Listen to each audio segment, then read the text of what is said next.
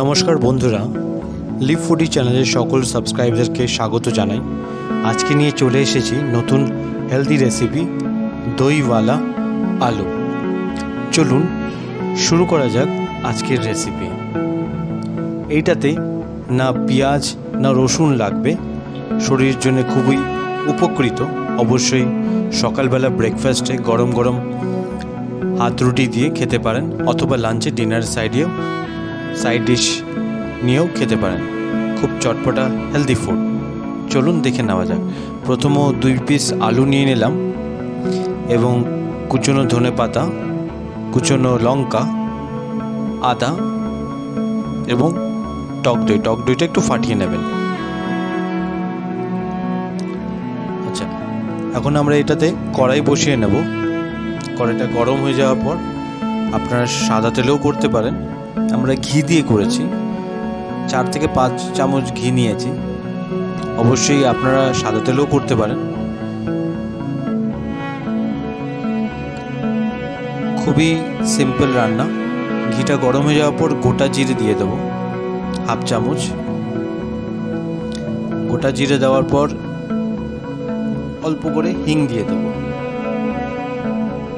দেখতেই পাচ্ছেন পরিমাণটা, এবং কুচনো আদা দিয়ে দেবো এবং একটু নাড়িয়ে নেব যাতে একটু মিক্স হয়ে যায় কড়াইয়ের মধ্যে। এরপরে আমরা এটার মধ্যে দিয়ে দেব লঙ্কা, কুচনো লঙ্কা, কুচনো লঙ্কাটা দেওয়ার পর একটু আলতো করে একটু মিক্স করে নেব।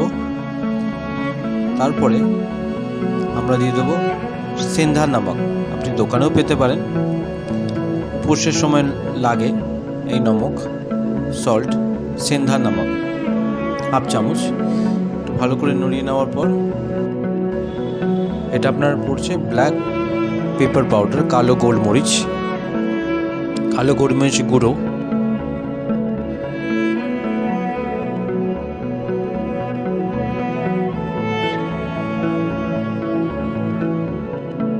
কাশ্মীরি মির্চ দিয়ে দেবো, কাশ্মীরি মির্চ 2 চামচের মতন কাশ্মীরি মির্চ, এবং সব কটা একসাথে মিক্স করবো ভালো করে। রান্নাটা লো ফ্লেমে অথবা মিডিয়াম ফ্লেমে করবেন যাতে রান্নাটা পুড়ে না যায়। এরপরে দিয়ে দেবো আলুগুলো একটু স্ম্যাশ করে নেবেন। সিদ্ধ আলু এগুলো কিন্তু একটু সিদ্ধ করে নেবেন, তারপরে কিন্তু আলুটা দেবেন স্ম্যাশ করে। 2টো আলু ছিল বড় বড়, এটা 4 পিস কেটে নেওয়া হয়েছে স্লাইড করে, তারপর ওটাকে স্ম্যাশ করা হয়েছে এবং এটার মধ্যে দিয়ে দেওয়া হয়েছে কড়াইতে, এবং একটু ভালো করে মিক্স করবেন আস্তে আস্তে করে যাতে সব কটা মশলা আলুর মধ্যে মিক্স হয়ে যায়। ভিডিওটা কীরকম লাগছে অবশ্যই জানাবেন। সাবস্ক্রাইব করতে ভুলবেন না।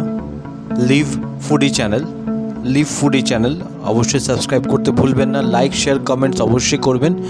ভিডিওগুলো কীরকম হচ্ছে অবশ্যই জানাবেন। ভালো না লাগলেও ডিসলাইক করবেন, কমেন্ট বক্সে অবশ্যই জানাবেন। খুবই হেলদি খাবার।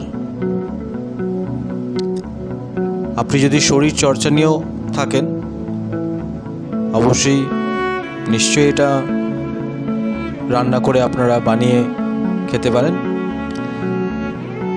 নুন দিয়ে দিলাম 1/2 চামচ, নর্মাল নুন। আপনাদের স্বাদ অনুসারে নুনগুলো দেবেন। ভালো করে স্ম্যাশ করে নেব কড়াইয়ের মধ্যে, দেখতেই পাচ্ছেন ভিডিওতে।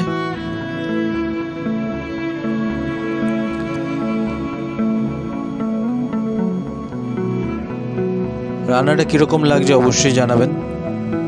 বাড়িতে অবশ্যই ট্রাই করবেন এবং কমেন্ট বক্সে জানাবেন। ভালো করে আস্তে আস্তে করে নাড়াবো কড়াইয়ের মধ্যে, আস্তে আস্তে করে কড়াইয়ের মধ্যে নাড়াবো, মিক্স করব আলুগুলো, এবং সব মিক্স হয়ে যাওয়ার পর এর মধ্যে আমরা দেব ধনেপাতা, কুচনো ধনেপাতা। এরপরে আমরা এটার মধ্যে দিয়ে দেব টক দইটা কিন্তু আগে থেকে ফাটিয়ে নেবেন, একটু জল দিয়ে টক দইটা ফাটিয়ে নেবেন, কেন কি একটু গ্রেভি টাইপের হবে তো টক দইটা। টক দইয়ের মধ্যে কিছু দেবেন না, যখন ফাটাবেন তখন কিছু দেবেন না টক দইয়ের মধ্যে। একটু ভালো করে মিক্স করবেন। রান্না শেষ হয়ে গেছে, আর এই রান্নাতে আর কিছু নেই। খুব সহজ পদ্ধতিতে রান্না।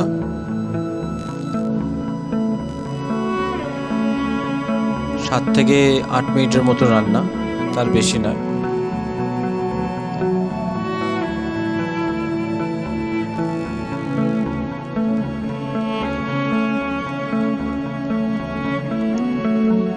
যে পদ্ধতিগুলো দেখানো হচ্ছে সেই পদ্ধতিগুলি ট্রাই করবেন, আশা করি আপনারা সেটা খেয়েও বুঝতে পারবেন। খুবই টেস্টফুল খাবার। আমি ফার্স্ট টাইম খাচ্ছিলাম, সেই জন্যে আমার ওয়াইফ দেবযানী এটা রান্না করে খাওয়ালো। আচ্ছা, লাস্টে কিন্তু গোলমরিচের গুঁড়োগুলো দিয়ে দেবেন একটু অল্প করে, যদি আপনারা চান। আমরা একটু টেস্ট বেশি আসার জন্য একটু দিলাম। দেখতে পাচ্ছেন, দেখতেই খুব লোভনীয় লাগছে।